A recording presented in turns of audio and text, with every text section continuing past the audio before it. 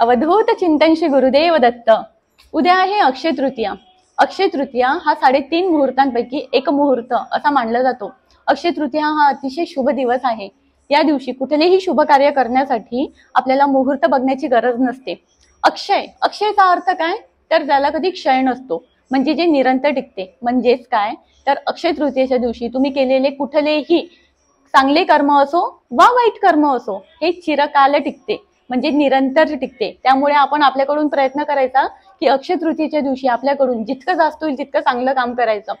सोबतच या दिवशी जर तुम्ही कुठली वस्तू, म्हणजे अर्थातच जर तुम्ही सोनं विकत घेतलं तर तेही निरंतर टिकतं असंही म्हटलं जातं। तर अक्षय तृतीयेची कथा काय आहे हे मी तुम्हाला सांगणार आहे। भगवान श्रीकृष्ण हे पांडवांचा सखा होता। एकदा पांडव भगवान श्रीकृष्णासोबत गंगेवर स्नान करायला गेले। स्नान झाल्यानंतर पांडवांसोबत श्रीकृष्ण गंगेकाठी असलेल्या एका मंदिरात जाऊन बसले। तेव्हा धर्मराजाच्या मनात एक विचार आला आणि धर्मराज श्रीकृष्णाला बोलले की मानवाने असे कुठलं काम करायचं की त्याचं पुण्य निरंतर टिकेल। तर त्यावर उत्तर म्हणून भगवान श्रीकृष्ण बोलले की वैशाख शुद्ध तृतीयेला, म्हणजे अक्षय तृतीयेच्या दिवशी केलेले पुण्य, दान, धर्म, हवन, यज्ञ हे निरंतर टिकतं, चिरकाल टिकतं। त्यामुळे या दिवशी जेवढं जास्त शक्य असेल तेवढं जास्त तुम्ही दान धर्म करा। तर हे आहे अक्षय तृतीयेचं महत्व। अक्षय तृतीयेला आपण पितरांनाही पूजतो। थोडक्यात सांगायचं तर काय, आपण या दिवशी पितरांचे ऋण फेडत असतो। आता अक्षय तृतीयेच्या दिवशी अक्षय तृतीया हा दिवस भगवान विष्णू आणि माता लक्ष्मी यांना समर्पित असतो। तर या दिवशी आपण जेवढी भगवान विष्णू आणि माता लक्ष्मीची पूजा करू तेवढी जास्त लक्ष्मी आपल्या घरी निरंतर चिरकाल टिकेल। तर यासाठी काय करायचं, तर एक छोटं लाल वस्त्र तुम्हाला घ्यायचं आहे। त्या लाल वस्त्र तुम्हाला 11 लवंगा घ्यायचा आहे। 11 लवंगा घेऊन लाल वस्त्र घेतलं, त्यावर 11 लवंग ठेवल्या हातावर, आणि त्यानंतर तुम्हाला महालक्ष्मी अष्टकमचं 16 वेळा पठण करायचं आहे। 16 वेळा पठण झाल्यानंतर तुम्हाला ते लाल वस्त्र बांधायचं आणि तुम्हाला मुख्य दरवाजाच्या उजव्या बाजूला ते लाल वस्त्र तुम्हाला बांधायचं आहे। आता मुख्य दरवाजाच्या उजव्या बाजूला म्हणजे जर आपण आतमधल्या बाजूने जर उभे आहे मुख्य दरवाजाच्या, तर आपल्या उजव्या बाजूला असं दाराच्या वर ते बांधायचं आहे। हा उपाय तुम्ही करून बघा आणि बघा, अनुभव तुम्हाला स्वतःच येईल की आपल्या घरातली नकारात्मक शक्ती कशी घराच्या बाहेर जाते आणि लक्ष्मी कशी आपल्या घरी निरंतर वास करते।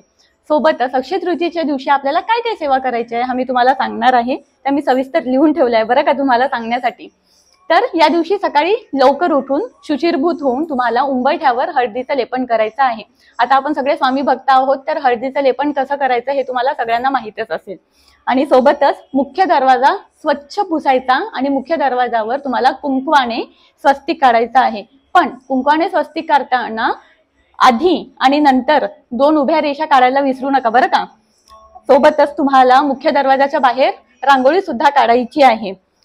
तिसरा उपाय म्हणजे तुम्हाला गॅस ओटा स्वच्छ करायचा आहे। तुम्हाला गॅस असो किंवा चुलीची उद्याच्या दिवशी सकाळी उठल्यावर पूजा करायची आहे। तुम्हाला श्रीयंत्रावर कुंकुम अर्चन करायचं आहे। जर तुमच्याकडे श्रीयंत्र नसेल आणि कुठल्या देवीची मूर्ती असेल तर तुम्ही मूर्तीवर श्रीयंत्र करा, आणि जर तुमच्याकडे श्रीयंत्रही नाही आहे किंवा देवीची मूर्तीही नाही आहे तर तुम्ही सुपारीवर कुंकुम अर्चन करू शकता।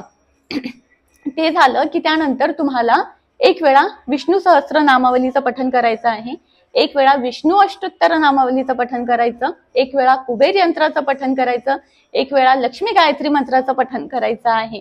आणि तुळशी ही विष्णुप्रिया म्हणून ओळखली जाते, तर उद्याच्या दिवशी तुम्हाला तुळशीची हळद कुंकू लावून पूजा करायची, तुळशीला पाणी घालायचं, धूप दीप नैवेद्य अर्पण करायचं। उद्याचा दिवस हा पितरांचा असतो, तर उद्या आपल्याला पितृ पण पूजायचे असतात। आता पितरांची पूजा ही प्रत्येकाच्या घरी वेगवेगळ्या पद्धतीने असते, तर आपल्या घरी ज्या पद्धतीने पितरांची पूजा करते त्या पद्धतीने पितरांची पूजा करून नैवेद्य दाखवायचा आहे।